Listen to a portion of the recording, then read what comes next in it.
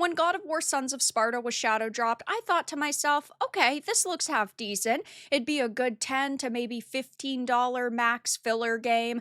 But because of the higher price tag, and because there are certain features locked behind actually completing the game a single time, gamers are furious over this.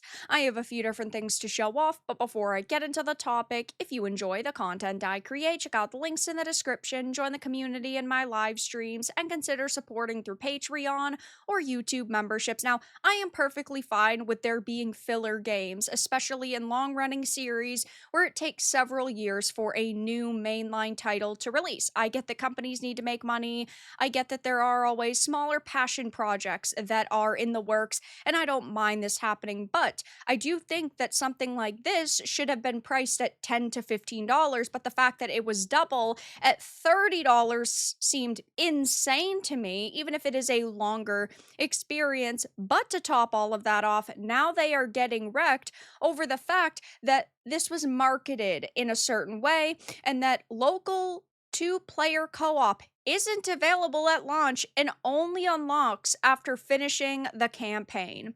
So, starting off with this article by Push Square, it says Sony shadow dropped God of War Sons of Sparta for PS5 last week, taking players by surprise, but not necessarily in a good way. While the game has been well received overall, once the surprise factor wore off, a large number of players were left upset with how Sons of Sparta's co-op mode has been handled. The Sons of Sparta's PS Store specifically mentions that it offers single-player or two-player couch co-op mode. Sounds pretty cool. I personally don't get a lot of use out of couch co-op, but I do think that it is important that games still feature this.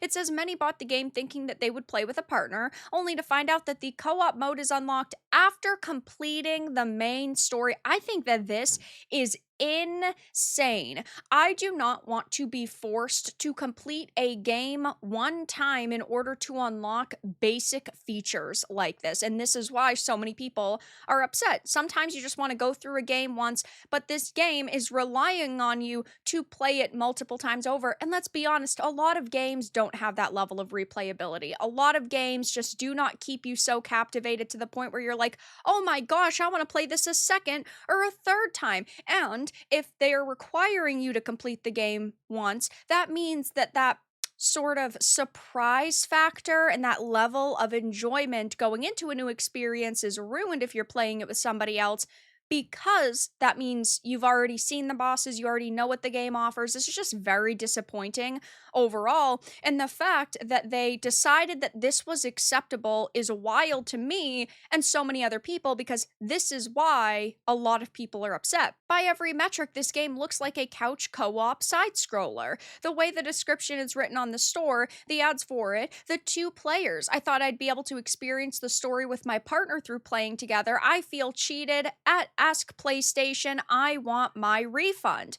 Bought it just to play with my girlfriend, and we were fooled. Wow, I'm glad that I didn't buy this. Thought it would be a great couch co-op with the wife, but not anymore. And there's so many posts about this on social media, getting so many likes and so much attention, which is good. If you are upset about something, it is important to speak up so companies can do better, or in the future, if they do not do better, you can withhold your funds because they didn't listen to you in the first place. Companies do need to realize that they are not going to be rewarded for poor behavior, and it is great to see there being this level of backlash. I know a lot of people within these companies think that, oh, we don't need to listen to the outraged gamers on social media because either they're grifters or they are always angry at something or they're not their target audience. They always come up with an excuse, but they do need to realize that if people are voicing their unhappiness on social media,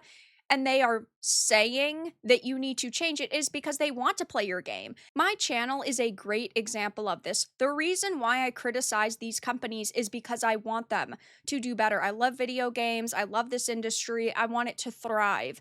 Again, But there are so many activists and really cultural Marxists who have infected this industry that I feel it is important to speak up about it. If tomorrow we woke up and every single game was a 10 out of 10, I would be the happiest person on earth. But given the state of the industry, somebody has to speak up. And it's not just me, it's also you guys by liking this video, by sharing it, by finding other content creators that share your opinion. That is extremely important if we want this industry to go back to the glory days and what it once was. Instead of a mainline game, we get this, and they make you play the whole thing first to do co op. Yeah, I get that it's supposed to be a filler experience, but the fact that this is a $30 game is insane to me. In my opinion, it does look cool, but to a certain extent, I just don't think that it's got a high enough quality level to warrant a $30 price tag. The fact that they are locking important features behind finishing the game is a big turnoff, and I just don't see why they thought this was an acceptable price point for this type of game. Sure, there are a lot of people out there who are excited for it, who are going to play it, who are going to love it probably, and that is fantastic. I want everybody to enjoy the content that they are buying, but yeah, this is just not a good look. Two-player co-op requires you to beat the game to unlock. What kind of actual retard came up with this? 1.3 million views, 37,000 likes is crazy. I know there are people bringing up like David Jaffe's opinion on this. If you don't know, David Jaffe does not like me. David Jaffe has had a beef with me in the past. He has said I was only popular on this platform because of my hair and my face and my gender and that my takes are stupid, whatever. He's not necessarily wrong here that this is not God of War, and he also does not like it, but at the same time, he doesn't like it because he got kicked out of the industry. He's not part of this industry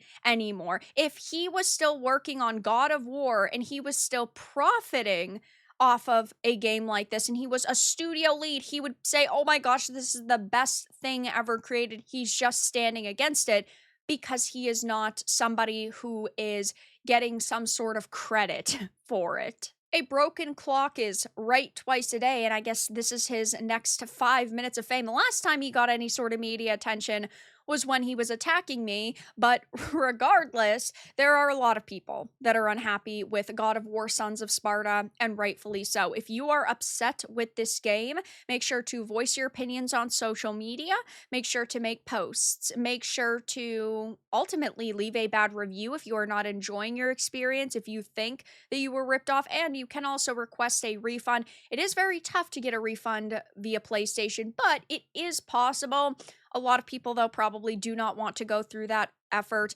It will be interesting to see if they actually remove this sort of time wall to this feature, if they will actually respond to gamers' requests, but I just highly doubt it. Though that's all that I really had to discuss in this video. Let everyone know your thoughts in the comments below. If you found this important and informative, make sure to give it a like, share it, and subscribe to the channel. And if you didn't, give it a dislike. I appreciate your support either way, but I'll talk to you all again in the next video really soon.